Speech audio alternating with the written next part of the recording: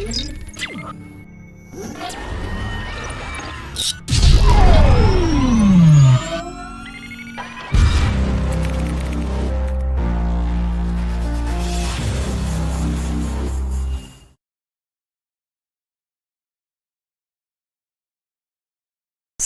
அலைக்கும் வரஹ்மத்துல்லாஹி வபரகாத்துஹு. உங்கள் மீது இறைவனின் சாந்தியும் சமாதானமும் உண்டாகட்டுமாக. அன்பார்ந்த தரம் 8 மாணவர்களே, விஞ்ஞான பாடத்தை நாங்கள் அல்-இஹ்லாஸ் ஹோம் ஸ்கூலிலே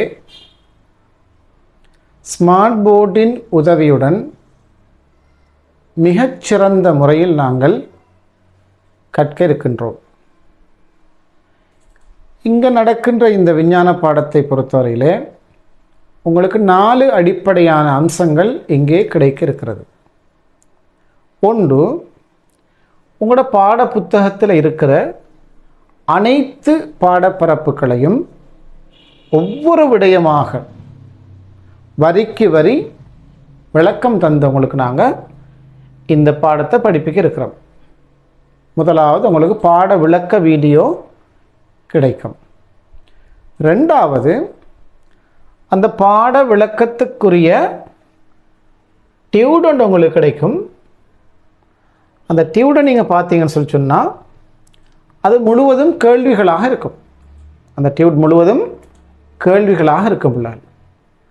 அப்போ இது ஒரு அசைன்மெண்ட்டாக நீங்கள் என்ன செய்வீங்கன்னு கேட்டால் இந்த டியூடை எழுதி கொள்ளுவீங்க. இப்போ இந்த வீடியோ பார்க்குற நேரத்தில் இந்த டியூடை உங்களுக்கு டிஸ்கிரிப்ஷனில் தந்திருப்பாங்க. யூடியூப்பில் நீங்கள் பார்த்தாக்குள்ள டிஸ்கிரிப்ஷனில் இருக்கும். மொபைல் ஆப்புக்குள்ளே பார்த்தீங்கன்னா அசைன்மெண்ட்ன்ற பகுதியில் இந்த டியூட் இருக்கும். இதை நீங்கள் டவுன்லோட் பண்ணி பிரிண்ட் பண்ணி கொண்டீங்கன்னு சொன்னால் உங்களோட கையில் டியூட் இருக்கும். இந்த டியூடை பார்த்து கொண்டு தான் இந்த பாடத்தை நீங்கள் படிக்க போகிறீங்க. அப்போ அந்தந்த இடத்துல நீங்கள் அந்த கேள்விகளுக்கு பொருத்தமான விடைகளை எழுதி கொள்ளலாம். ரெண்டாவது விஷயம். மூன்றாவது என்னென்னு கேட்டால், விஞ்ஞான பாடத்தை பொறுத்தவரையில் நிறைய விளக்க வீடியோக்கள் ஆன்லைனில் இருக்குது. யூடியூப்பில் லட்சக்கணக்கான வீடியோக்கள் இருக்குது. எங்களோட பாட விடயம் சம்பந்தமான மேலதிகமான விளக்கங்கள். இப்போ உங்களோட முதலாவது பாடம் நுண்ணங்கிகளை பற்றினது.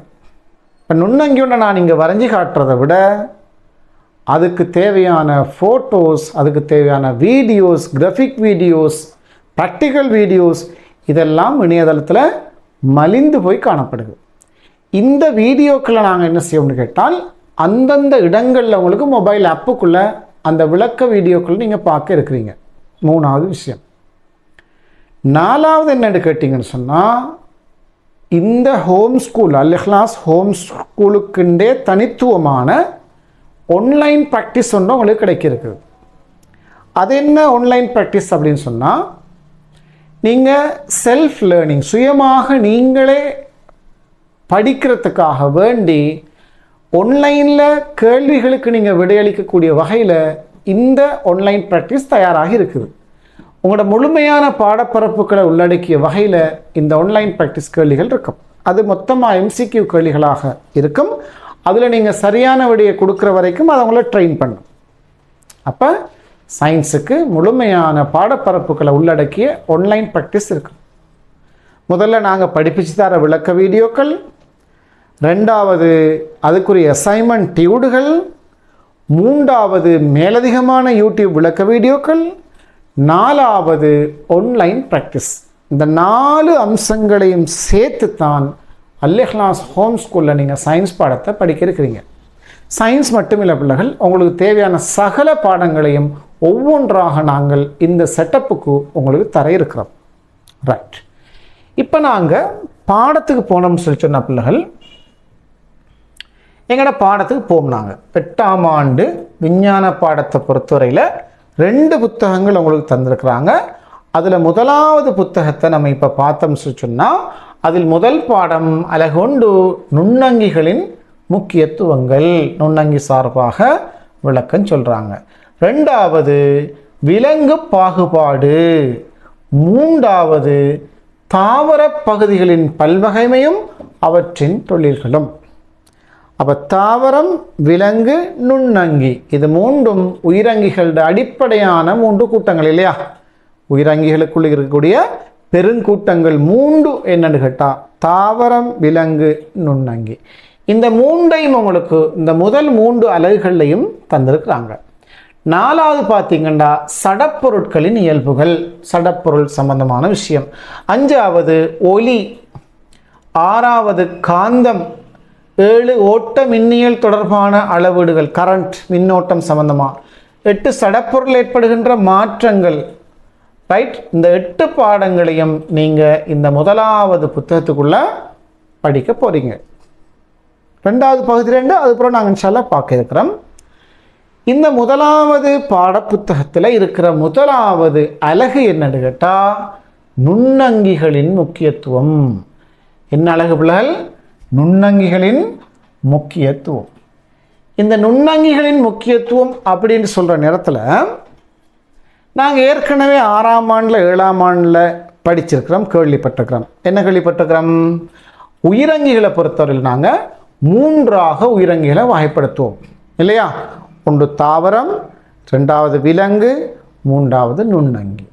தாவரம், விலங்கு, நுண்ணங்கின்னு சொல்லி 3 கூட்டங்களாக நம்ம உயிரங்கிகளை பாகுபடுத்த முடியும். அதில் ஒரு கூட்டம்தான் நுண்ணங்கின்னு சொல்கிறது.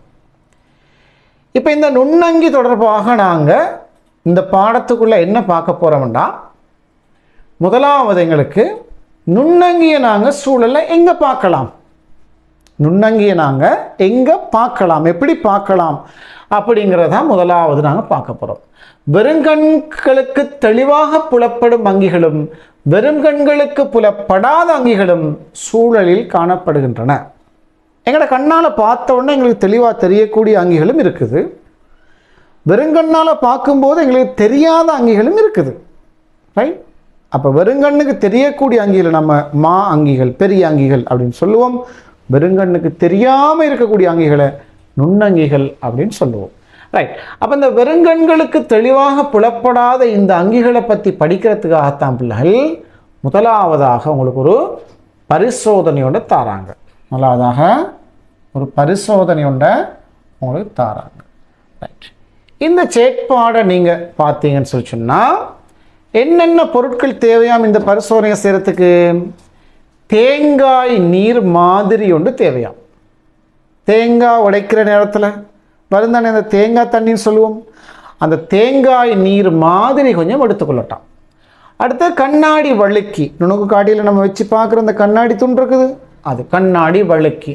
அடுத்தது மூடி துண்டு, இந்த கண்ணாடி வழுக்கியை மூடக்கூடிய மெல்லிய சின்னதாக இருக்கும் கண்ணாடி துண்டு, அதான் மூடி துண்டுன்னு சொல்லுவோம். அது மாதிரி ஒளி நுணுக்கு காட்டி, இதை பார்க்குறதுக்கு ஒளி நுணுக்கு காட்டி, அது மாதிரி ஒரு பாத்திரம், இந்த தேங்காய் நீர் மாதிரியை ஊற்றி வைக்கிறதுக்கு தேவையான ஒரு பாத்திரம்.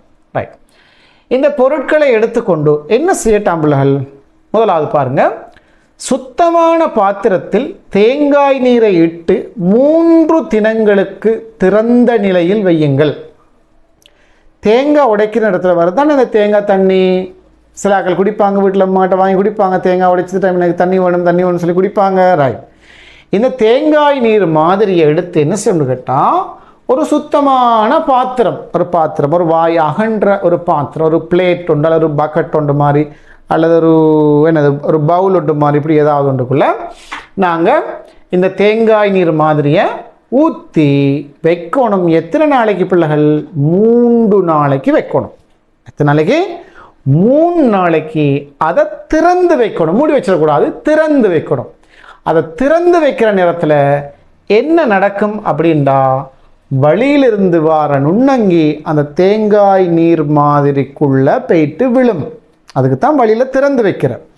அப்போ தேங்காய் நீர் மாதிரி அந்த வழியிலிருந்து பறந்து வார அந்த நீர் மாதிரிக்குள்ளுக்கு அந்த நுண்ணங்கி போயிட்டு விழுந்த உடனே அதுக்குள்ளுக்கு பெருக்கமடைஞ்சி பல ஆயிரக்கணக்கான லட்சக்கணக்கான எண்ணிக்கையில் அந்த நுண்ணங்கி அதுக்குள்ளுக்கு பெருகி பெருக்கமடைஞ்சி வாழ ஆரம்பிக்கும். ரைட், இப்போ நீங்கள் என்ன செய்ய போறீங்க தெரியுமா?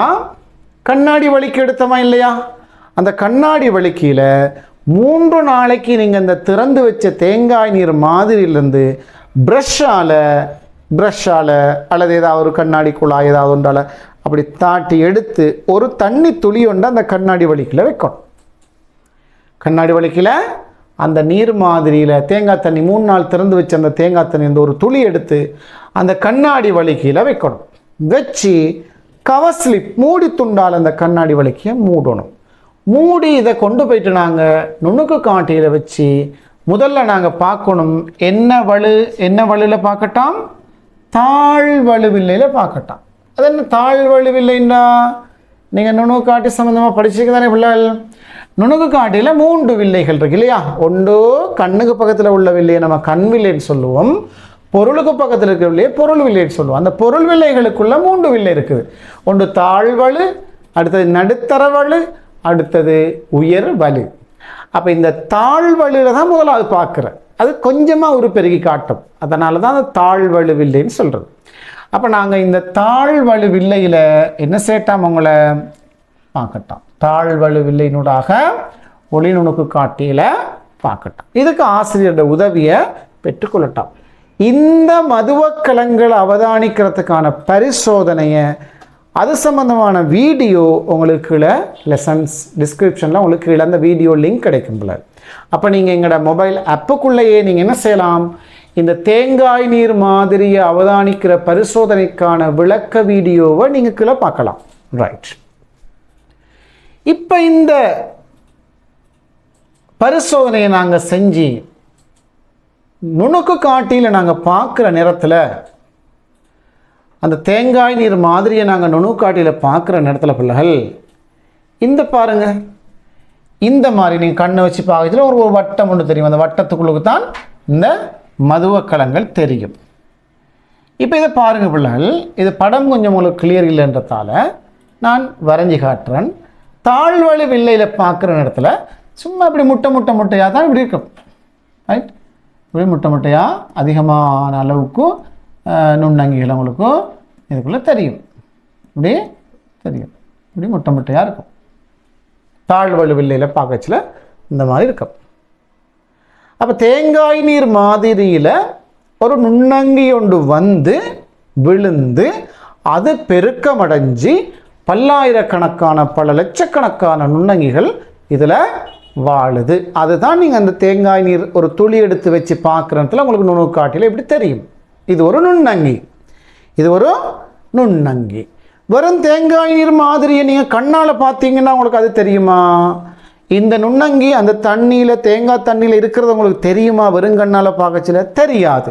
அதுவே நீங்கள் நுணுக்கு காட்டில் எடுத்து பார்க்குற இடத்துல இந்த மாதிரி நுண்ணங்கி உங்களுக்கு தெரியும் பிள்ளைகள், நுண்ணங்கி உங்களுக்கு தெரியும். ரைட். இப்போ இந்த பரிசோதனை முடிஞ்சது பிறகு நம்ம இந்த பரிசோதனையிலிருந்து என்ன முடிவுக்கு வரோம் சொல்லுங்கள் பார்ப்போம். தேங்காய் நீரில் வெறும் கண்ணால் காண முடியாத உயிரங்கிகள் காணப்படுகின்றன. சும்மா தண்ணியை பார்த்தோம்னா எங்களுக்கு தெரியாது, தண்ணி தேங்காய் தண்ணி மாதிரி தான் இருக்கும் அது. ஆனால் அதை நுணுக்கு காட்டியில் வச்சு பார்க்குற இடத்துல அதில் ஏதோ ஒரு வகையான நுண்ணங்கி இருக்கிறது நம்மளோட கண்ணுக்கு தெரியுது. அப்போ வெறுங்கண்ணுக்கு தெரியல, நுணுக்கு காட்டியில் வச்சு பார்க்குற இடத்துல எங்களுக்கு தெரியுது. ரைட்.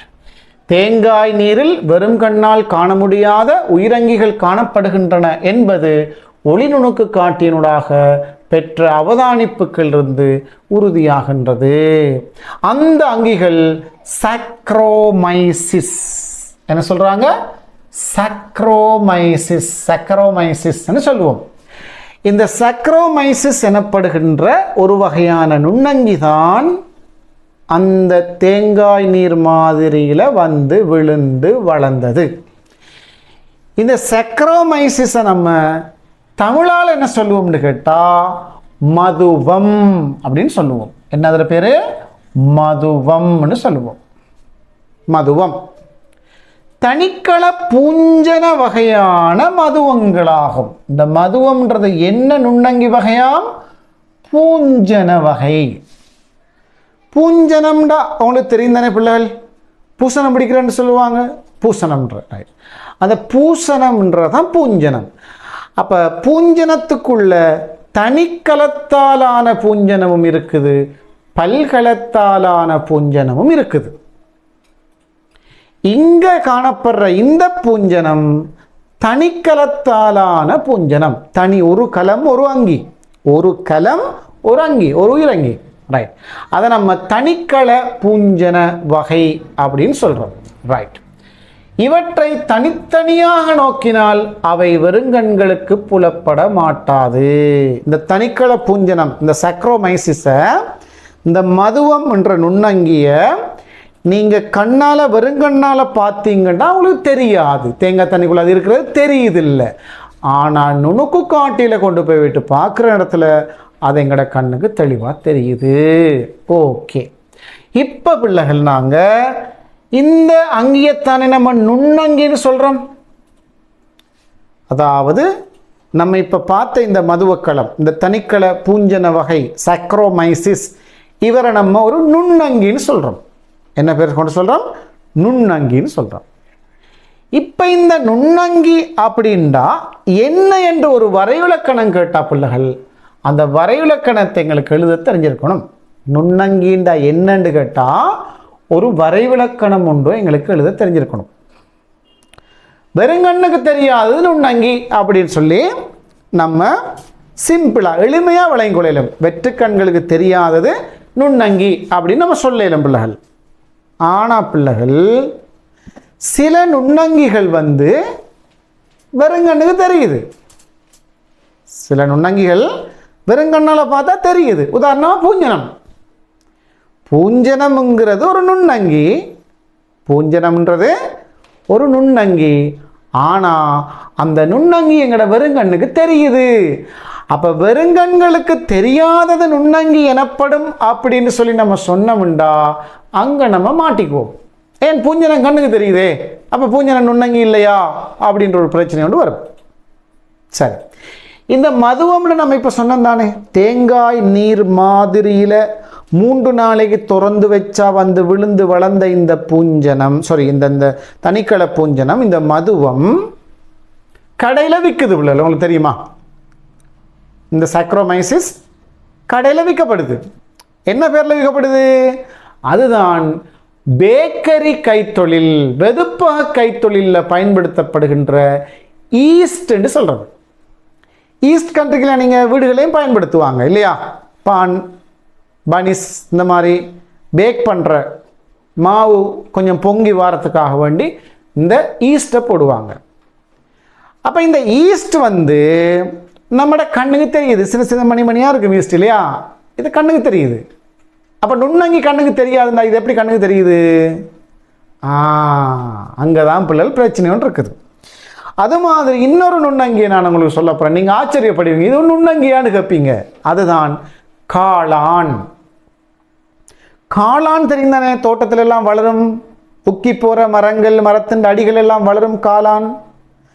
இந்த காளான் ஒரு நுண்ணங்கி.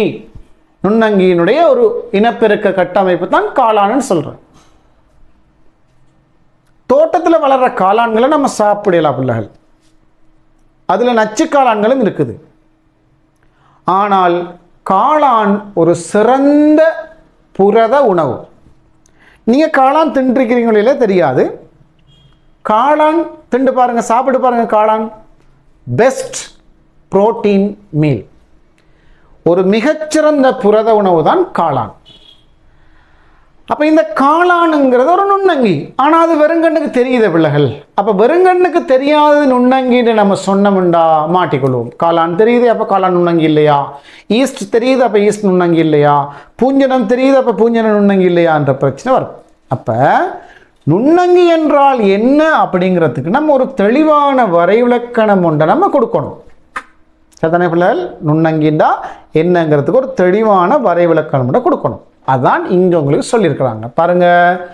இந்த தடித்த எழுத்தில், ரைட், இந்த தடித்த எழுத்தில் தந்திருக்கிறதான் நுண்ணங்கிண்டா என்னங்கிறதுக்கான வரைவிலக்கணம். என்ன சொல்றாங்க பாருங்க. தனிக்கலமாக அல்லது கலங்கள் பல கொண்டதாக காணப்படுவதும். அப்ப நுண்ணங்கி எப்படி இருக்குமா? சில நுண்ணங்கிகள் தனிக்கலத்தால் ஆக்கப்பட்டிருக்குமாம். உதாரணமாக நான் இப்போ சொன்ன மதுவம் தனிக்கல பூஞ்சனம், மதுவம். அது மாதிரி பாக்டீரியாக்கள், அது மாதிரி வைரஸுக்கள், புரோட்டோசோவாக்கள் இப்படி ஏராளமான நுண்ணங்கிகள் நம்ம பின்னால் ஒன்றா பார்ப்போம்.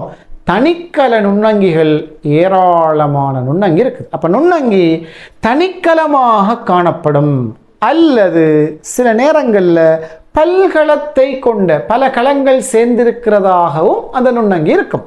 அதைத்தான் முதலாவது சொல்கிறாங்க பிள்ளைகள். தனிக்கலமாக அல்லது கலங்கள் பல கொண்டதாக காணப்படுவதும் ஒரு பாயிண்ட். ரெண்டாவது, தனித்து காணப்படும் போது, இது முக்கியம் பிள்ளைகள், தனித்து காணப்படும் போது வருங்கண்களுக்கு தெளிவாக புலப்படாது. தனியே ஒரு நுண்ணங்கி இருந்தால் அது கண்ணுக்கு தெரியாது. அது பூஞ்சனமாக இருந்தாலும் சரி, ஈஸ்டாக இருந்தாலும் சரி, காளானாக இருந்தாலும் சரி, தனியே ஒரு நுண்ணங்கி இருந்துச்சுண்டா அது வெறுங்கண்களுக்கு தெரியாது. அப்போ எப்படி இந்த ஈஸ்ட் மணிமணியாக எங்கட கண்ணுக்கு தெரியுது? அப்போ அது ஒரு தனி நுண்ணங்கி இல்லையா? இல்லை, அது ஒரு தனி நுண்ணங்கி அல்ல. அது ஒரு நுண்ணங்கி சமுதாயம் பிள்ளைகள். ஒரு ஊரில் இருக்கக்கூடிய ஆட்கள் அவ்வளோ பேரையும் சேர்த்தா, ஒரு ஊரில் இருக்கக்கூடிய தென்னை மரம் அவ்வளோத்தையும் சேர்த்தா, அந்த மாதிரி தான் அந்த ஈஸ்டில் இருக்கிற ஒரு மணி, அது ஒரு நுண்ணங்கி சமுதாயம். அதில் பல்லாயிரக்கணக்கான நுண்ணங்கிகள், பல லட்சக்கணக்கான நுண்ணங்கிகள் அந்த ஒன்றுக்குள்ளே இருக்கு பிள்ளைகள். சரிதானே? அது ஒரு நுண்ணங்கி சமுதாயம், ஒரு நுண்ணங்கி சமுதாயம். அப்போ ரெண்டாவது பாயிண்ட் என்ன சொல்கிறாங்க? தனித்து காணப்படும் போது வெறுங்கண்களுக்கு தெளிவாக புலப்படாது. ரெண்டு பாயிண்ட். ஒன்று என்னது? தனிக்களமாக இருக்கும் அல்லது பல்கலமாக இருக்கும். தனித்திருக்கும் போது வெறுங்கண்களுக்கு தெரியாது. இதுதான் நுண்ணங்கின்னு சொல்கிறோம். இப்போ நுண்ணங்கி என்றால் என்னன்னு ஒரு வரைவிலக்கணம் கேட்டா பிள்ளைகள், இந்த வரைவிலக்கணத்தை நீங்கள் கொடுக்கணும். தனிக்களமாக அல்லது பல கலங்களை கொண்டதாக காணப்படுவதும் தனித்திருக்கும் போது வருங்கண்களுக்கு புலப்படாததுமான அங்கிகள் நுண்ணங்கிகள் எனப்படும் அப்படின்னு நீங்கள் கொடுக்கணும். Right, okay. இப்போ நாங்கள் ஒரு பக்கத்தை முடிச்சுட்டோம் பிள்ளைகள். அதே நேரத்தில் அதில் இருக்கிற கேள்விகளுக்கு நம்ம கொஞ்சம் போயிட்டு வருவோம். ரைட், இப்போ உங்களுக்கு இப்படி ஒரு கேள்வி கீழே தந்திருப்பாங்க என்று சொன்னோம் இல்லையா? அசைன்மெண்ட் செக்ஷனுக்குள்ளே நீங்கள் போனீங்கன்னா இந்த டியூட்டை உங்களுக்கு டவுன்லோட் பண்ணி பிரிண்ட் பண்ணி எடுத்து வச்சுக்கொள்ளும். ரைட், இப்போ இந்த டியூட்டை நீங்கள் கையில் வச்சுக்கொண்டு படிச்சிங்கன்னா இந்த ஒவ்வொரு கேள்விகளுக்குமான விடைகளை நீங்கள் எழுதிக்கொள்ள முடியும் பிள்ளைகள் உங்களுக்கு. பாருங்கள், இப்போ நம்ம இதில் முதலாவது கேள்வியை பார்ப்போம். உயிரங்கிகளின் 3 வகைகளும் எவை அப்படின்னு கேட்குறாங்க. உயிரங்கிகள் எத்தனை வகை இருக்குதாம் பிள்ளைகள்? 3 வகை இருக்குதாம். உயிரங்கி எத்தனை வகை இருக்குது? 3 வகையா. என்னென்ன? ரைட், நம்ம வளமையாக பார்த்தது தான் பிள்ளைகள். ஒன்று தாவரம், அடுத்தது விலங்கு, அடுத்தது நுண்ணங்கி. இதுதான் உயிரங்கிகளோட 3 வகைகள். அடுத்தது கேட்குறாங்க பிள்ளைகள், நுண்ணங்கி என்றால் என்ன? அடுத்த கேள்வி, நுண்ணங்கி என்றால் என்ன? அப்போ இந்த நுண்ணங்கி என்றால் என்னன்ற ஒரு கேள்வி வந்தால் நம்ம எழுதக்கூடிய ஒரு வரைவிலக்கணம் பார்த்தோமா இல்லையா? ரைட், அது என்ன வரைவிலக்கணம்? தனிக்கலம். சரி, தனிக்கலமாகவோ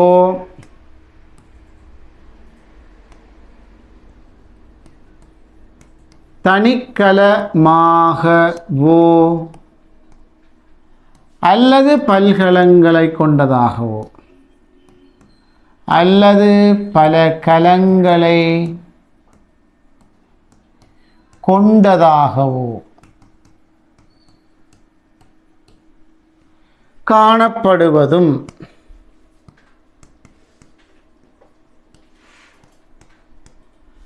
தனித்திருக்கும் போது, இப்படி நீங்கள் எழுதணும் பிள்ளைகள், தனித்திருக்கும் போது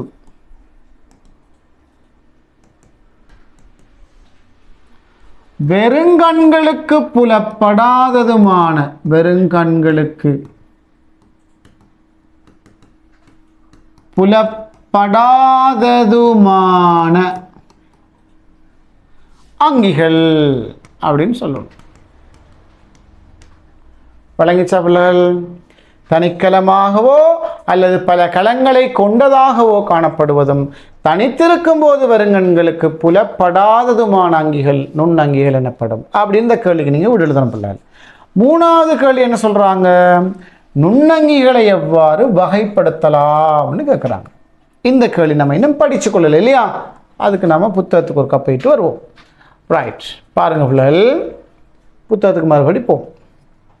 ரைட், இப்போ நுண்ணங்கிகளை வகைப்படுத்துறது அப்படின்னு பார்க்க போகிறோம். இந்த அங்கிகளை நுணுக்கு காட்டியின் கீழ் அவதானிக்கலாம். எந்த அங்கிகளை? நுண்ணங்கிகளை. சாதாரணமாக வருங்கனுக்கு தெரியுமா? தெரியாது. தனித்திருக்கும் போது வருங்கனுக்கு தெரியாது. இதை நாங்கள் நுணுக்காடியில் பார்க்கலாம். நுணுக்காடி 2 வகையான நுணுக்காடி இருக்குது. ஒன்று ஒளி நுணுக்காடின்னு சொல்லுவோம், அடுத்த இலத்திர நுணுக்காடின்னு சொல்லுவோம். இந்த 2 வகையான நுணுக்காட்டிலே நுண்ணங்கிகளை பார்க்கலாம். நுண்ணங்கிகள் எல்லா சூழல்களிலும் வாழுகின்றன. நுண்ணங்கி எங்கே வாழுதான் பிள்ளைகள்? எல்லா இடத்துலையும் நுண்ணங்கி வாழும். எல்லா விதமான சூழலில் வாழும். வளிமண்டலத்தில் வாழும், நீரில் வாழும், நிலத்தில் வாழும், இரளிப்பான சூழலில் வாழும், கடல் நீரில் வாழும், ஆழ்கடலில் வாழும், மண்ணுக்குள்ளே வாழும். இப்படி பல்வேறு விதமான சூழல்களில் இந்த நுண்ணங்கி வாழுது. அது மாதிரி கடும் குளிரான பனிப்பிரதேசம், பனிமலைகளில் நுண்ணங்கி வாழும். கடும் வெந்நீரூற்றுக்கள், சூடான வெந்நீரூற்றுக்களை கூட நுண்ணங்கி வாழுமா. பாலைவனத்தில் வாழும். ரைட், அப்போ நுண்ணங்கிகள் வாழக்கூடிய இடங்கள் எடுத்துக்கொண்டா பிள்ளை, நுண்ணங்கிகள் வாழக்கூடிய சூழல் எடுத்துக்கொண்டா அது பரந்துபட்ட சூழலில் வாழும். எல்லா விதமான உடல்லையும் இடத்துலையும் நுண்ணங்கி வாழுது. அங்கிகள உடலுக்கு வெளியால் நுண்ணங்கி வாழுது, அங்கிகள உடலுக்கு உள்ளுக்கும் நுண்ணங்கி வாழுது. உங்களுக்கு தெரியுமா பிள்ளை? சொன்ன ஆச்சரியப்படுவீங்க. மனுஷன் உடம்புல இருக்கிற நமக்கு சொந்தமான கலங்களை விட நம்மளோட உடம்புல இருக்கிற நுண்ணங்கிகள கலங்களோட எண்ணிக்கை கூடவா? இது நம்புவீங்களா நீங்கள் சொன்னால்? நம்மளோட உடம்புல இருக்கிற நமக்கு சொந்தமான கலங்களை விட நம்மளோட உடம்புல வாழ்கிற நுண்ணங்கிகளோட கலங்களோட எண்ணிக்கை அதிகமாக. அந்தளவுக்கு மனுஷன் உடம்புல நுண்ணங்கி வாழுது. ரைட், ஆச்சரியமாக இருக்கு இல்லையா? ஆனாலும் அது உண்மை. இப்போ இப்படி அங்கிகளோட உடம்புல வெளியால் வாழுது, அங்கிகளோட உடம்புல உள்ளுக்கு வாழுது. வாய்க்குழியில், பட்குழி, பல்லில் நுண்ணங்கி வாழுது. அது மாதிரி என்னது சமீபாட்டு தொகுதியில், சிறுகுடலில், பெருங்குடலில் சில நல்ல நுண்ணங்கிகள் கூட நமக்கு ஹெல்ப் பண்ணுது. பெருங்குடலில் வாழக்கூடிய நுண்ணங்கிகள். அது மாதிரி சிறுநீர் சனனி வழி அங்கே நுண்ணங்கி வாழுது. ரைட், இப்படி குருதியில் ஏராளமான நுண்ணங்கிகள் வாழுது. நமக்கு ஒரு நோய் வருதுன்னு சொன்னால் நுண்ணங்கிகள் நோய் வந்து அது மெயினாக போய்ட்டு தாக்குறது குருதியில் தான். ரைட், டெங்குவாக இருந்தாலும் சரி, மலேரியாவாக இருந்தாலும் சரி, இந்த எல்லா நுண்ணங்கிகளும் குருதியில் வாழும். எந்த உடம்புல எந்த பகுதியை போய்ட்டு தாக்கினாலும் அவர் குருதியில் வாழுவார். அப்போ பிள்ளைகள், இந்த நுண்ணங்கிகள் வந்து பரந்துபட்ட பல்வகைமையை காட்டுது. அதற்கு காரணம் என்னன்னு கேட்டால், இந்த நுண்ணங்கிகள் பல்வேறு விதமான இடங்கள்லையும் எல்லா இடங்கள்லையும் மலிஞ்சு வாழ்றதுக்கு என்ன காரணம்டா பிள்ளைகள்? அவங்களோட உருவவியல் பாருங்க, அவங்களோட உருவவியல், அது மாதிரி அவங்களோட போஷணை முறை, இதெல்லாம் பல்வேறு விதமான நிலைகளில் காணப்படுது. ரைட், அதே நேரம் நுண்ணங்கிகள் சிம்பிளாக இருக்குது, எளிமையாக இருக்குது. மனுஷன் இந்த பெரிய உடம்பை தூக்கிட்டு ஒரு மலையில் ஏறுறது கஷ்டப்படணும். ஆனால் நுண்ணங்கி காற்றுல பறந்து போயிடும். ஏன்? எளிமையானது, சிம்பிளானது. அதில் உடல் அமைப்பு, அதில் போஷணை முறைகள், ரைட், எல்லாமே அதில் தொழிற்பாடுகள் எல்லாம் சிம்பிளானது. அதனால தான் இந்த நுண்ணங்கிகள் பரந்துபட்ட சூழல் தொகையில் வாழுது. சரி, இப்போ பிள்ளைகள், இந்த நுண்ணங்கிகள் அவங்களோட உருவவியல், போஷணை முறைகள் இப்படி பல்வேறு விதமான வேறுபாடுகளை கொண்டதாக காணப்படுற சந்தர்ப்பத்தில் நாங்கள் இந்த நுண்ணங்கிகளை பல வகைகளாக பிரிக்கிறோம் பிள்ளைகள். இங்கே உங்களுக்கு உதாரணம்னு தந்திருக்கிறாங்க. பாக்டீரியா ஒரு உதாரணம்னு தந்திருக்காங்க. அல்காக்கள் உதாரணமாக தந்திருக்காங்க. ஃபங்கஸ் வகை உதாரணமாக தந்திருக்காங்க. அமீபா பரமேசியம் போன்ற புரோட்டோசோவாக்கள். அப்போ புரோட்டோசோவாங்கிறது ஒரு வகை, அமீபா பரமேசியம் அப்படிங்கிறது உதாரணம். இதில் பிள்ளைகள் நீங்கள் இவிடத்தை குழம்பிக் கொள்ளக்கூடாது. என்ன பிரச்சனைன்னு கேட்டால், நுண்ணங்கிகளுக்கு உதாரணம் தருகின்ற நேரத்தில் நம்ம நுண்ணங்கின வகையை கொடுக்க பார்க்குறேன். நுண்ணங்கியில் வகைகள் என்னென்னு கேள்வி கேட்குற இடத்துல நுண்ணங்கிக்கு உதாரணம் சொல்கிறது. இப்போ நுண்ணங்கில் வகைகளை தருகன்னு கேட்டால் பாக்டீரியா, மதுவம், கிளமிலோபனஸ், பூஞ்சனம், அமீபா, பரமேஸ் இப்படி சொல்லலாமா பிள்ளைகள்? இப்படி சொல்லலாது. இதில் வகை அப்படிங்கிறது வேறு, உதாரணம்ன்றது வேறு பிள்ளைகள். இப்போ பாருங்கள், தாவரங்களுக்கு உதாரணம் 3 தருகன்னு கேட்டால் நீங்க மரம் செடி கொடி இப்படி சொன்னா சரியா? இது தாவரத்துக்கு உதாரணமா? இது தாவரத்துக்கு உதாரணம் இல்லை. ஆனால் அந்த மிஸ்டேக் நிறைய பேர் விடுற. மரஞ்செடி கொடி என்று சொல்றது தாவரங்களோட வகை. தாவரங்களை வகைப்படுத்துறதான் மரங்கள், செடிகள், கொடிகள், புட்கள், பூண்டுகள், ஒரு வித்திலை தாவரம், இருவித்திலை தாவரம், பூக்கும் தாவரம், பூக்கா தாவரம், இதெல்லாம் தாவரங்களை வகைப்படுத்துற. அப்ப தாவரங்களுக்கு உதாரணங்கள் தருகன்னு கேட்டா எப்படி பிள்ளை சொல்லணும்? மாமரம் சொல்லணும். உதாரணம் ஆள்ட பேரை சொல்லணும், அந்த மரத்துல பேரை சொல்லணும். செடின்னு முட்டையை சொல்லக்கூடாது, தக்காளி செடின்னு சொல்லணும். கொடின்னு வெறுமனே கொடின்னு சொல்லக்கூடாது, வகை. அப்ப பயற்றம் கொடின்னு சொல்லணும். இதுதான் உதாரணம் பிள்ளைகள். அதே மாதிரி தான் இங்க நீங்க பார்த்தீங்கன்னா நுண்ணங்கிகளோட வகைகளை கேட்கிற நேரத்தில் மதுவம் உண்டோ, கிளமிடோ, மொனசுண்டோ, இந்த அமீபாண்டோ, பரவேசியம் உண்டோ சொல்லக்கூடாது. இதெல்லாம் ஆக்களோட பேர், நுண்ணங்கிட பேர். அது அந்த வகை நுண்ணங்கி இனத்திற பேர். அப்போ அதை நம்ம என்ன சொல்லக்கூடாது? வகைகளுக்கு அது சொல்லக்கூடாது. நுண்ணங்கிகளோட வகைகள் எவைன்னு கேட்டா பிள்ளைகள், நாங்கள் நுண்ணங்கிகளோட வகைகளை எத்தனையா பிரிக்க போகிறோம் தெரியுமா? நுண்ணங்கிகளை நம்ம வகைப்படுத்த போகிறோம் பிள்ளைகள், 5ஆக வகைப்படுத்த போகிறோம். நுண்ணங்கிகள் எத்தனையா வகைப்படுத்த போகிறோம்? 5ஆக வகைப்படுத்த போகிறோம். அது என்ன 5 வகை நுண்ணங்கிகள்னு சொல்லுங்க பார்ப்போம். ரைட். 1 பாக்டீரியா. ஒன்று என்ன பிள்ளைகள்? பாக்டீரியா. பாக்டீரியான்றது நுண்ணங்கிகளோட ஒரு வகை, ஒரு பெருங்கூட்டம். ரைட். பல்லாயிரக்கணக்கான வகை பாக்டீரியாக்களை கொண்ட ஒரு பெருங்கூட்டத்தை தான் பாக்டீரியான்னு சொல்லுவோம். அது ஒரு வகை. 2வது சொல்கிறோம் பிள்ளைகள், பாக்டீரியாவுக்கு பிறகு ஃபங்கஸு அப்படின்னு சொல்கிறோம். ஃபங்கஸு. இந்த ஃபங்கஸுக்கு தான் இன்னொரு பேர் சொல்கிற பிள்ளைகள் பூஞ்சனம். என்ன சொல்கிற? பூஞ்சனம். ஃபங்கஸுகளுக்கு இன்னொரு பேர் என்ன? பூஞ்சனம்னு சொல்லுவோம். ரைட். அப்போ ஒன்று பாக்டீரியா, அடுத்தது ஃபங்கஸ். இது வகை.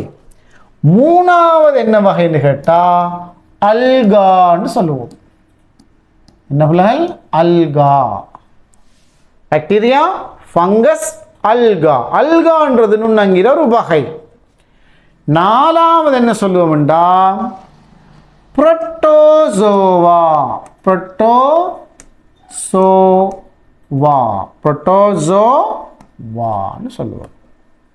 ரைட். இது நுண்ணங்கின்ற 4வது வகை. 5வது வகை சொல்லுவோம் பிள்ளைகள் வைரஸ். வைரஸ் உங்களுக்கு தெரியும், வைரஸ் இல்லையா? கொரோனா வைரஸ் என்று கேள்விப்பட்டிருப்பீங்க. அதான் வைரஸ். ரைட். அப்போ நுண்ணங்கிகளோட வகைகள் எத்தனை பிள்ளைகள்? 5 வகை. என்னென்ன? பாக்டீரியா, ஃபங்கஸ், ஃபங்கஸுக்கு இன்னொரு பேர் பூஞ்சனம்ன்றா. Bacteria, fungus, alga, protozoa, virus. இந்த 5 நுண்ணங்கிகளோட வகைகள். நுண்ணங்கிகளோட வகைகள். ரைட். இப்போ அடுத்த கேள்வி கேட்டிருக்காங்க பாருங்க. என்ன அடுத்த கேள்வி சொல்றாங்க? தேங்காய் நீர் மாதிரியை பயன்படுத்தி மதுவக் கலங்களை அவதானிப்பதற்கான செயற்பாடொன்றை எழுதுக. ரைட். இப்போ உங்களுக்கு ஒரு முக்கியமான விஷயம் ஒன்று சொல்லப்போகிறோம் பிள்ளைகள். என்னன்னு கேட்டால், விஞ்ஞான உலகம், இந்த அறிவியல் உலகம் எப்படி வளர்ந்துச்சுன்னு சொல்லி சொன்னால், இந்த விஞ்ஞான ரீதியான பரிசோதனைகளால்தான் இந்த விஞ்ஞான உலகம் இவ்வளோ வளர்ந்துச்சு. செயற்பாடுகள், பரிசோதனைகள். அப்போ விஞ்ஞான பரிசோதனைகளை செய்கிறதுக்குண்டு ஒரு முறை இருக்குது. ரைட். ஒரு முறை இருக்குது.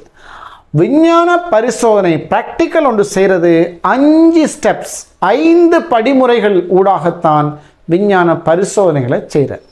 உங்களுக்கு புத்தகத்தில் தந்திருப்பாங்க பிள்ளைகள், செயற்பாடு செயற்பாடு செயற்பாடுண்டு ஏராளமாக பாக்ஸ் போட்டு வேறு கலர்களில் அந்த செயற்பாட்டை உங்களுக்கு தந்திருப்பாங்க. இந்த செயற்பாடுண்ட எப்படி செய்கிறன்றத பிள்ளைகள் நம்ம முதலாவது விளங்கிக் கொள்ளணும். செயற்பாடு ஒன்று 5 அடிப்படையான அம்சங்களை உள்ளடக்கியது. முதலாவது பிள்ளைகள் அந்த செயற்பாடு செய்கிறதுக்கு ஒரு நோக்கம் இருக்கும். ஒரு நோக்கம் இருக்கும். எந்த ஒரு செயற்பாடு ஒன்றையும் செய்யறதுக்கு ஒரு நோக்கம் இருக்குது. ரெண்டாவது பிள்ளைகள், அந்த நோக்கம் ஒரு குறிப்பிட்ட நோக்கத்துக்காக நம்ம அந்த செயற்பாடு ஒன்றை செய்கிற நேரத்தில் அந்த செயற்பாடை செய்கிறதுக்கு எங்களுக்கு தேவையான பொருட்கள் இது உங்களோட புத்தகத்தில் நீங்கள் பார்த்துருப்பீங்க, தேவையான பொருட்கள்னு சொல்லி. மூன்றாவது, அந்த தேவையான பொருட்கள், அந்த பொருட்களை வச்சு கொண்டு நம்ம அந்த செயற்பாடை எப்படி செய்கிறோம், அதுதான் செய்முறைன்னு சொல்கிறோம்.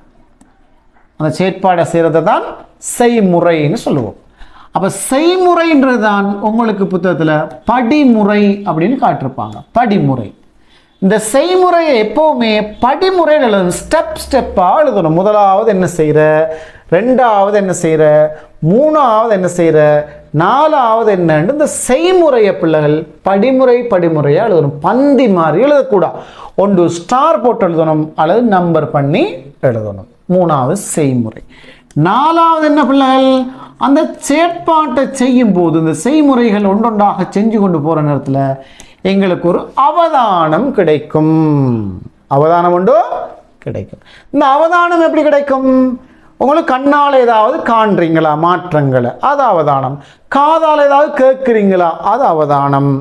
அது மாதிரி வாசனை ஏதாவது வருதா, அது அவதானம். கண், காது, மூக்கு, நாக்கு, சுவை, நம்ம சுவைச்சு பார்க்குறல்லையே, கெமிக்கல்களை பரிசோதனை சுவைச்சு பார்க்க போயிடக்கூடாது. அப்போ அப்படி ஏதாவது கிடைச்சிச்சிருந்தா சுவையில் மாற்றங்கள் என்ன ஆகுது, அதுவும் ஒரு அவதானம் தான். அடுத்த அஞ்சாவது, தோளால் உணரப்படுற விஷயங்கள். சூடாக இருக்குது, குளிராக இருக்குது, இந்த மாதிரி இப்படியான விஷயங்கள் தோளால். அப்போ இந்த ஐம்புலன்களாலையும் அந்த செய்முறையை நீங்கள் செய்யச்சில் உங்களுக்கு என்ன கிடைக்குதோ அதான் அவதானம். வீழ்படி உண்டாகலாம், வாயு வெளியேறலாம், நிறமாற்றம் ஏற்படலாம், மனம், ஒரு வாசம் மனம் ஒன்று வெளியாகலாம், மாறலாம். ரைட்? இந்த மாதிரி வெடிப்பு சம்பவங்கள் நிகழலாம், சத்தம், வெடிக்கிற சத்தங்கள் உருவாகலாம். ரைட்? இப்போ இதுதான் பிள்ளைகள் இந்த அவதானம் சொல்கிறது. இதெல்லாமே அவதானம், செயற்பாடுன்ற செயற்பாட்டில் வர அவதானம். இந்த அவதானங்களை கொண்டு நாம் அஞ்சாவது வாரதுதான் பிள்ளைகள் முடிவு. இந்த முடிவு தான் ரொம்ப முக்கியம். இந்த முடிவு எப்படி இருக்கும்டா, நோக்கம் என்னவோ அந்த நோக்கத்துக்கு ஏற்ற மாதிரி முடிவு இருக்கும். என்ன நோக்கத்துக்காக பரிசோதனை செஞ்சோமோ ஒன்று அந்த நோக்கம் சரியாக வந்திருக்கும், இல்லாட்டி அந்த நோக்கம் முடிவெடுக்க எட்டப்பட இயலாத ஒன்றாக இருந்திருக்கும். அப்போ பெரும்பாலும் பிள்ளை நாங்கள் செய்கிற பரிசோதனை எல்லாம் முடிவு எட்டப்படுற பரிசோதனையில் தானே செய்வோம் நாங்கள். அப்போ இந்த நோக்கம் என்னவோ அந்த நோக்கத்தை பிரதிபலிக்கிற மாதிரி முடிவு இருக்கும். உதாரணமாக இப்போ இந்த பரிசோதனையை செய்கிறதுக்கு என்ன கேள்வி தந்திருக்காங்க பாருங்க. தேங்காய் நீர் மாதிரியை பயன்படுத்தி மதுவ கலங்களை அவதானிப்பதற்கான செயற்பாடொன்றை தருக என்று கேட்டிருக்காங்க. அப்போ பிள்ளைகள் நோக்கத்தை அவங்க கேள்வியில் தந்துட்டாங்க. இந்த நோக்கம் அப்போ கேள்வி ஒன்று தந்தா அதுதான் அந்த செயற்பாட்டுக்குரிய நோக்கமாக இருக்கும். அப்போ நீங்கள் முடிவெழுதத்தில் எப்படி எழுதணும், அந்த கேள்வி என்னவோ அந்த கேள்விக்கு ஏற்ற மாதிரி முடிவெழுதணும். நிறைய பிள்ளைகள் மாட்டிக்கொண்டு முழுசுற என்னன்னு கேட்டால் பரிசோதனைக்கு செயற்பாட்டுக்கு முடிவெழுத தெரியாது.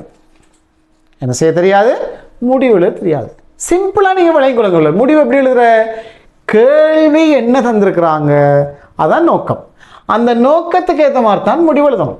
இப்போ இந்த பரிசோதனைக்கு என்ன முடிவு வரும், நம்ம இன்னும் பரிசோதனை எழுதவே இல்லை, எழுதினா என்ன முடிவு வரும், தேங்காய் நீர் மாதிரியை கொண்டு மதுவக்கலங்கள் அவதானிக்கப்பட்டன, முடிஞ்சு போச்சு கதை. கேள்வி என்னவோ அதுக்கேற்ற மாதிரி முடிவு வரும். ஃபைன். இப்போ பாருங்க பிள்ளைகள், நோக்கம் அவங்க கேள்வியில் தந்ததால இது நீங்கள் தேவையில்லை. அப்போ தேவையான பொருள் நம்ம அங்கே பார்த்தோமா இல்லையா, தேங்காய் நீர் மாதிரி, அதை எடுக்கிறதுக்கு ஒரு பாத்திரம், நுணுக்கு காட்டி, கண்ணாடி வழுக்கி, அதை மூடுறதுக்கு ஒரு மூடி துண்டு, தேவைன்னா ஒரு ப்ரஷ் எடுத்துக்கலாம் அப்படி தொட்டு அப்படி வைக்கிறதுக்கு. ரைட்? இந்த பொருட்கள் எங்களுக்கு தேவை. செய்முறை என்ன, முதலாவது சுத்தமான பாத்திரத்தில் தேங்காய் நீர் மாதிரி ஊற்றி 3 நாட்களுக்கு திறந்து வைத்தல். 3 நாட்களுக்கு திறந்து வைத்தல் முதலாவது. ரெண்டாவது என்ன பிள்ளைகள், அந்த திறந்து வைக்கப்பட்ட தேங்காய் நீர் மாதிரியில் காணப்படுகின்ற ஒரு நீர்த்துளியை கொண்டு போயிட்டு கண்ணாடி வலிக்கையில் வச்சு அந்த கண்ணாடி வலிக்கையை கொண்டு போயிட்டு நுணுகு காட்டியில், கவர் ஸ்லிப் மூடி துண்டால மூடி நுணுகு காட்டியில் வச்சு அவதானிக்கிறார். அதோட செயற்பாடு முடிஞ்சு, செய்முறை முடிஞ்சு. அவதானம் என்ன, நீங்கள் நுணுக்கு காட்டியில் பார்க்குற நேரத்தில் உங்களுக்கு ஒரு ஒரு படம் நுணுக்கு காட்டிக்குள்ளுக்கு இப்படி கண்ணை வச்சு பார்க்க சொல்லி இப்படி இதுக்குள்ளுக்கு தெரிஞ்சா இல்லையா பிள்ளை அவங்களுக்கு இப்படி முட்டை முட்டையாக தெரிஞ்சா இல்லையா? இந்த படத்தை நீங்கள் வரைகிறது தான் அவதானம். இந்த படத்தை நீங்கள் வரைகிறது தான் அவதானம். இந்த படத்தை நீங்கள் வரையும் போது பிள்ளைகள் நல்லா வளைக்கொள்ளுங்க. இப்போ தானே நீங்கள் என்கிட்ட முதலாவது வகுப்பில் படிக்கிறீங்க. போக போக உங்களுக்கு விஞ்ஞான பாடத்தில் உள்ள நிறைய விஷயங்களை ஒன்றொண்டா சொல்லித் தருவேன். இப்போ முதல்ல அவங்களுக்கு செயற்பாடு ஒன்று சம்மந்தமாக சொன்னேன். செயற்பாடில் 5 அடிப்படையில் சொல்லியிருக்கிறேன். அடுத்ததாக இன்னொரு விஷயத்தை சொல்கிறேன் பிள்ளைகள் கவனிங்க. சயின்ஸ் பாடத்துக்குள்ள படம் வரைகின்ற போது பென்சில் ரொம்ப கூராக இருக்கணும். சித்திர பாடத்தில் படம் வரைகிற மாதிரி சயின்ஸ் பாடத்துக்குள்ள படம் வரைகிற இல்லை. நீங்கள் சித்திரம் எப்படி வரைவீங்க? ரைட். இப்போ ஒரு ஆள்ற முகத்தை வரைய சொன்னால் என்ன செய்வீங்க? நீங்கள் நல்ல பென்சிலை மொத்தமான சைஸுக்கு ஆக்கிட்டு இல்லையா, இப்படி ஆக்கிட்டு இப்படி இப்படி இப்படி இப்படி இப்படி இப்படி வரைவீங்க இல்லையா? ஒரு ஆள்ற முகம் வரைய சொன்னால் இப்படி தானே முகம் எடுப்பீங்க நீங்கள். ரைட். இந்த மாதிரி இப்படி எடுப்பீங்க இல்லையா? ரைட். எடுத்து முகம். ரைட். இல்லை கண் வைப்பீங்க. ரைட். ரைட்.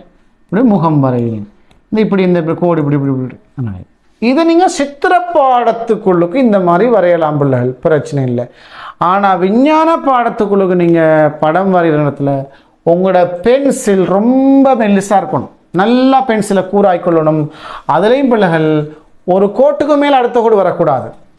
இப்போ நீங்கள் ஒரு நுண்ணங்கி வரைகிறீங்கன்னு சொன்னால் அதை வந்து இப்படி சிங்கிள் லைன் இப்படி கோடு தான் பிள்ளைகள் வரணும். இந்த பாருங்கள், மெல்லிசா ஒரு கோடு, ஒத்த கோடு பிள்ளையாயும் அழிக்கணும். அழிச்சுப்படி திரும்ப வரையணும். ஆனால் ஒரு கோட்டுக்கு மேலுக்கு அடுத்த கோடு இப்படி ஏறி போகக்கூடாது. இப்படி போகக்கூடாது. ஏடி இப்படி போனால் பிள்ளை. ரைட். அப்போ ஒரு சிங்கிள் கோடு இந்த மாதிரிக்கு இப்படி வரையணும். பிள்ளையாயும் அழிக்கணும். சரிதானே? அப்போ விஞ்ஞான பாடத்துக்குள்ளே நீங்கள் படம் வரைகிற நேரத்தில் நல்லா ஞாபகம் வச்சுக்கணும். நிறந்திட்டக்கூடாது, ஷெடோ நிலற்றக்கூடாது. இதெல்லாம் சித்திர பாடத்துக்குள்ளே வச்சுக்கணும். சயின்ஸ் பாடத்துக்குள்ளே இந்த வேலையில் செய்யக்கூடாது. விஞ்ஞான பாடத்தில் படம் வரையத்துக்குண்டே தனி கொப்பி இருக்கு, சயின்ஸ் கொப்பின்னு சொல்லி. இப்போ யாரும் அப்படி பெருசாக பாவிக்கிறதில்ல ஸ்கூல்களில். நாங்கள் படிக்கிற காலத்தில் அப்படி பாவித்தோம். கிராஃப் காப்பி மாதிரி ஒரு பக்கம் சித்திரத்தாளாக இருக்கும், ஒரு பக்கம் எழுதுறத்தாளாக இருக்கும், சயின்ஸ் காப்பி. இப்போ இந்த பரிசோதனை நீங்கள் செஞ்சால் இந்த பரிசோதனையை சயின்ஸ் புக்கில் எழுதணும். ரைட்.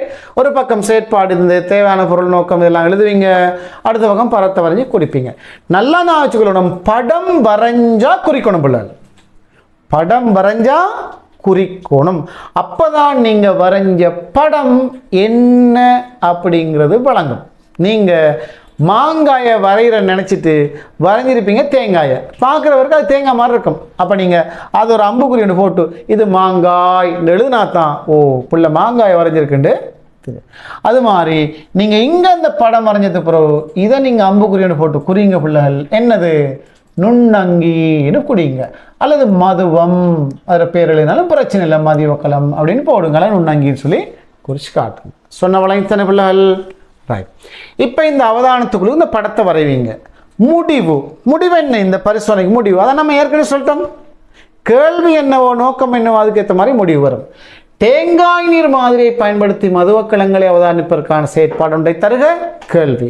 முடிவு தேங்காய் நீர் மாதிரியை பயன்படுத்தி மதுவக்கலங்கள் அவதானிக்கப்பட்டன. முடிஞ்சு. ரைட். இதான் பிள்ளைகள் இந்த கேள்விக்கான விட. அடுத்த 5வது கேள்விக்கு நாங்கள் போகிறோம். நுண்ணங்கிகள் வாழக்கூடிய இடங்கள் எவை அப்படின்னு கேட்டிருக்காங்க. நம்ம பார்த்தோமா இல்லையா? வளிமண்டலம், நன்னீர், கடல் நீர், ஆழ்கடல், அது மாதிரி மண்ணுக்குள்ள தரை, அதில் மண்ணுக்குள்ள, அங்கீந்த உடல் வெளிமேற்பரப்பில், அங்கீந்த உடல்களுக்கு உள்ள தாவரமோ விலங்கோ, நுண்ணங்கிக்கு நுண்ணங்கி ஏற்படுத்துகிற நுண்ணங்கிக்கு நோய் ஏற்படுத்துகிற நுண்ணங்கி கூட இருக்குது பிள்ளைகள். ஆனாச்சா நுண்ணங்கிகளை அழிக்கக்கூடிய நுண்ணங்கி கூட இருக்குது. அப்போ அங்கிகள உடலில் வெளியால் வாழும், அங்கிகள உடலுக்கு உள்ளுக்கும் வாழும். அதுபோல் அசாதாரணமான சூழல் தொகுதிகளையும் நுண்ணங்கி வாழும். எங்கே அசாதாரணமான சூழல் தொகுதி? சுடுதண்ணி கிணறுகள், வெந்நீர் ஊற்றுகளில் நுண்ணங்கி வாழும். பாலைவனத்தில், கட்டும் குளிரான பனி மலைகளில் நுண்ணங்கிகள் வாழும். ரைட். இப்படி அசாதாரணமான சூழ்நிலைகளையும் நுண்ணங்கி. அப்போ இந்த கேள்விக்குரிய விடையை நீங்கள் எழுதணும் பிள்ளைகள். இந்த கேள்விக்குரிய விடையை நீங்கள் இதை எழுதணும். என்னென்னு சொல்லி நீங்கள் எழுதணும். ரைட். எல்லாமே நான் எழுதி காட்டி கொண்டிருக்க மாட்டேன், நீங்கள் எழுதணும். ரைட். அடுத்த கேள்வி என்னது? 6வது கேள்வி என்ன சொல்லுது? பரந்துபட்ட சூழலில் நுண்ணங்கிகள் வாழ்வதற்காக கொண்டுள்ள சிறப்பியல்புகள் எவை? இப்படி எல்லா இடத்திலையும் பல்கி பெருகி இந்த நுண்ணங்கிகள் வாழ்கிறதுக்கு அவங்கள்ட்ட இருக்கிற சிறப்பியல்பு என்னன்னு கேட்குறாங்க. ரைட், அதை பிள்ளைகள் நீங்கள் கவனிங்க. அது எப்படி அந்த சிறப்பியல்பு வரும்னு சொல்லி சொன்னால், உதாரணத்துக்கு பாருங்கள், எளிமையான உடல் அமைப்பு, எளிய உடல் அமைப்பு, இது ஒரு காரணம் பிள்ளை. எளிய உடல் அமைப்பு, சிம்பிள், தனிக்கலம், பல கலங்கள் இருந்தாலும் சிம்பிளாக இருக்குது, எளிய உடல் அமைப்பு. ரெண்டாவது, பல்வேறு போஷணை முறை, பல்வேறு போஷணை முறை, பல வகையான போஷணை முறைகளை நுண்ணங்கி காட்டும். ஒளி தற்போசணி இருக்குது, ரசாயன தற்போசணி இருக்குது, பிற போசணி இருக்குது, அழுகல் வளரி போசணை முறை இருக்குது. இப்படி ஏராளமான என்ன வகையெல்லாம் போசனை கைப்பற்றி எடுத்துக்கொள்ளுமோ அந்த வழியில் அது நுண்ணங்கி போசனை பெற்றுக்கொள்ளும். அப்போ எளிய உடல் அமைப்பு, பல்வேறு போசனை முறைகள். அது மாதிரி பிள்ளைகள் அதன் துரித வளர்ச்சி வீதம், துரித வளர்ச்சி, ரைட், துரித வளர்ச்சி. ஒரு வகை பாக்டீரியா இருக்குது பிள்ளைகள், விப்ரியோ கொலரேன்னு சொல்கிற இந்த கொலரா நோயை ஏற்படுத்தக்கூடிய ஒரு பாக்டீரியா. இந்த பாக்டீரியாவை அவங்களுக்கு தேவையான, நான் அதுக்கு உங்களுக்கு வீடியோ கீழே நான் போடுறேன், அந்த வீடியோ நீங்கள் பாருங்கள். விப்ரியோ கொலரேன்னு சொல்லி அந்த பாக்டீரியாவை நீங்கள் வளர விட்டீங்கடா பிள்ளைகள், அது ஒரு நாளைக்கு அது வளர்ந்துச்சுண்டா பல்லாயிரக்கணக்கான டொன் கணக்கான அளவுக்கு அது வளருமா, அவ்வளவுக்கு பெருகுமா. ரைட், காரணம் என்னண்டா, அந்த பாக்டீரியா ஒவ்வொரு 20 நிமிஷத்துக்கும் அது பிறந்து வளர்ந்து இனப்பெருக்கம் அடைஞ்சி 1-2 ஆயிரும். ஒரு பாக்டீரியா ஒரு 20 நிமிஷத்தில் 2 ஆயிரும். அப்போ அடுத்த 20 நிமிஷத்துக்கு அந்த 2 4 ஆயிரும், அடுத்த 20 நிமிஷத்துக்கு அந்த 4 8 ஆயிரும். அப்போ ஒரு மணி நேரத்தில் 8 பாக்டீரியா வந்துடும். அதே அடுத்த ஒரு மணி நேரம் ஆச்சுல 8 16 16 32 32 64. அப்போ முதல் மணி நேரத்துக்கு 8, ரெண்டாவது மணி நேரம் போனதில் 64 பாக்டீரியா. இப்படியே நீங்கள் ஒரு நாளைக்கு உண்மையில் அப்படி வளர்ற பிள்ளைகள் அவருக்கு தேவையான போஷணை, இடவசதி எல்லாம் கொடுத்தீங்கண்டா பல டொன் கணக்கான பாக்டீரியாவை ஒரு நாளைக்குள்ள உங்களுக்கு வளர்த்தெடுக்கல. அப்படி ஹை ஸ்பீட் துரித வளர்ச்சி அவங்களோட. அதே மாதிரி துரித இனப்பெருக்கம், துரித இனப்பெருக்கம், டக்குன்னு பெருகுவாங்க. இப்போ மனுஷன் பாருங்க, மனுஷன் இனப்பெருக்கம் செய்யணும், என்ன செய்யணும், குறைஞ்சது கல்யாணம் முடிச்சதுக்கு 20-25 வருஷமாலும் போகணும். ஆனால் இந்த பாக்டீரியா 20 நிமிஷத்தில் அதில் சந்ததியை பெருக்கிறது. இதுதான் துரித வளர்ச்சி, துரித இனப்பெருக்க வீதம் சொல்கிறோம். இப்படியான இயல்புகள் நுண்ணங்கிகளில் காணப்படுறதால பிள்ளைகள் அவங்க எல்லா விதமான பரந்துபட்ட சூழல்லையும் வாழ்கிறாங்க. ரைட், அடுத்த கேள்வி கேட்குறாங்க, நுண்ணங்கிகளுக்கு சில உதாரணங்கள் தருக. அப்போ ஏற்கனவே வகை கேட்டாங்க, இப்போ கேட்குறாங்க உதாரணம்.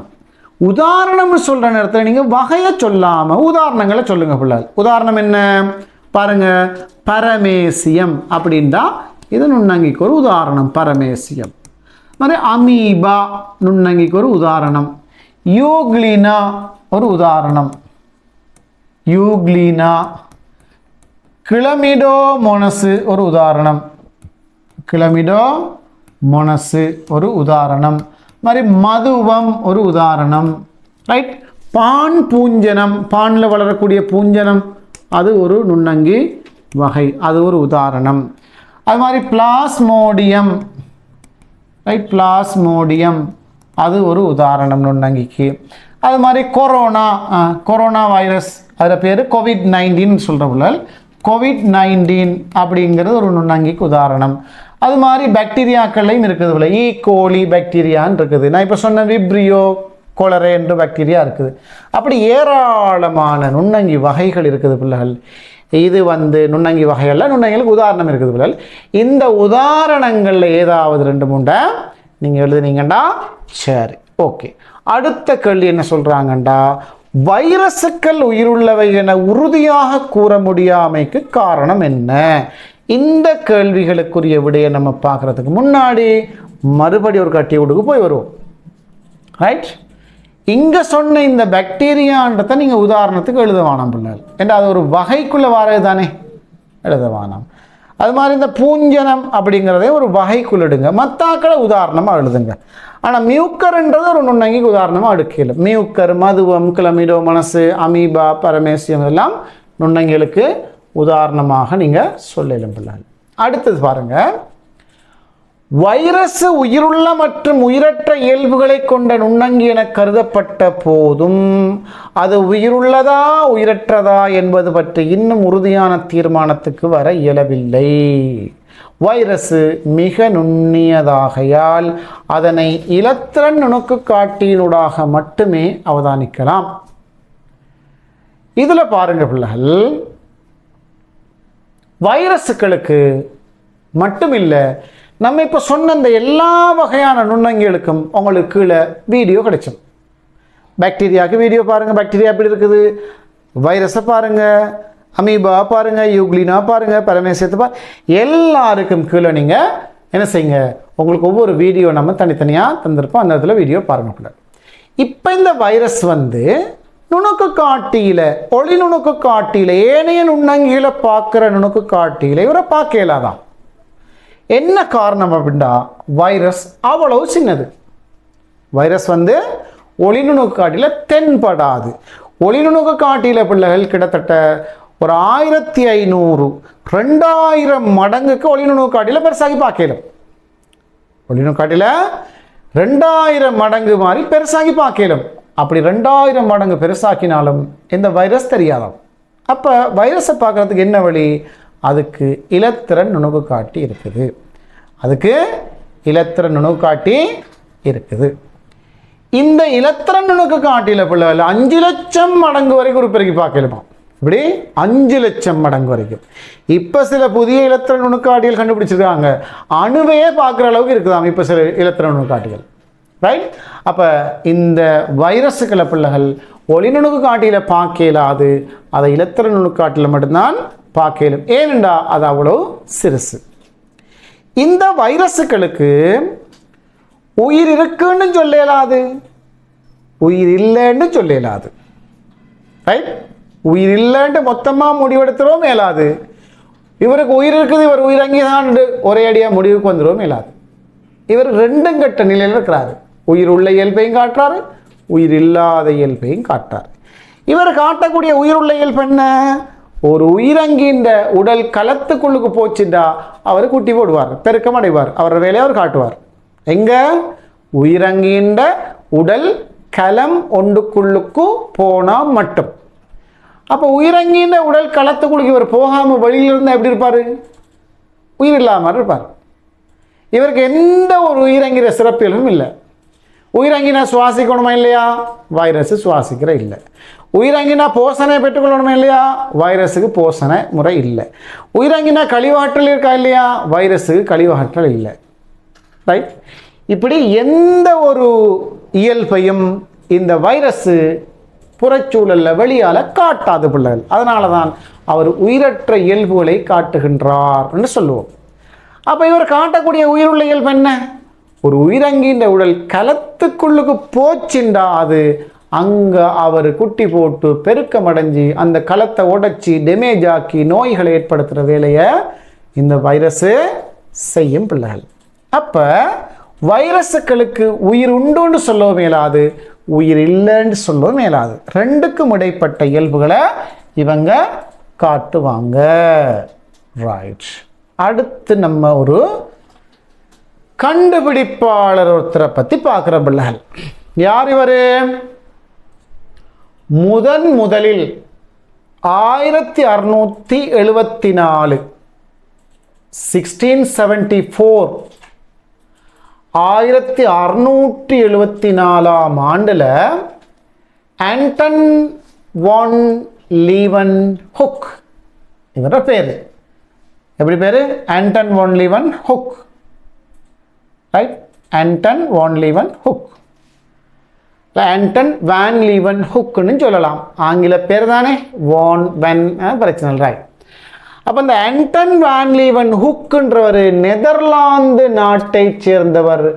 இவர் தானாம் பிள்ளைகள் முதல்ல நுண்ணங்கிகளை அவதானித்தவர். முதலில் நுண்ணங்கிகளை அவதானிச்சவர் யாருன்னு கேட்டா இந்த ஆண்டன் வான் லீவன்ஹுக்.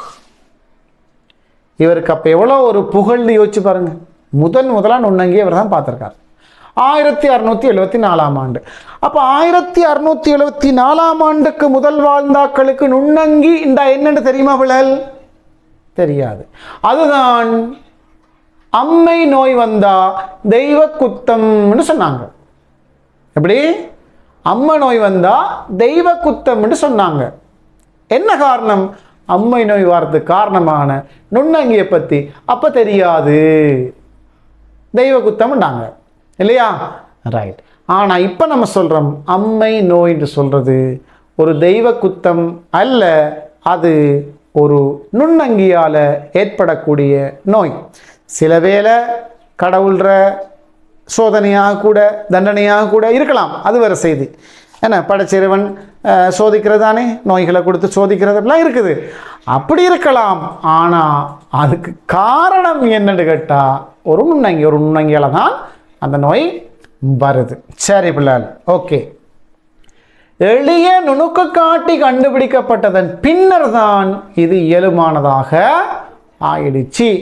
அப்ப நுணுக்கு காட்டி, ரைட், எளிய ஒளி நுணுக்கு காட்டி, எளிய நுணுக்கு காட்டியால எளிய ஒளி நுணுக்கு காட்டி, அந்த ஒளி நுணுக்கு காட்டி கண்டுபிடிக்கப்பட்ட பின்னர் தான் இவரால் இந்த நுண்ணங்கிகளை பார்க்கக்கூடியதாக இருந்தது.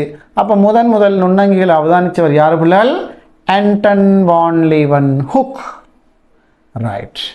தொழில்நுட்ப முன்னேற்றத்தின் விளைவாக மேம்படுத்தப்பட்ட நுணுக்கு காட்டி தொழில்நுட்பத்தின் கண்டுபிடிப்பு நுண்ணங்கிகள் தொடர்பான ஆய்வுகளுக்கு வழிகோலியது. அப்ப இந்த நுண்ணங்கிகள் சம்பந்தமாக ஏராளமான ஆய்வுகள் செய்யறதுக்கு நுணுக்கு காட்டி எங்களுக்கு நிறைய ஹெல்ப் பண்ணுது. ரைட், ஓகே பிள்ளைகள். அப்ப நாங்க 1.1 உப அலக நாங்க முடிச்சிருக்கிறோம். அடுத்ததாக 1.2 உப அலகுக்கு வர போறோம்.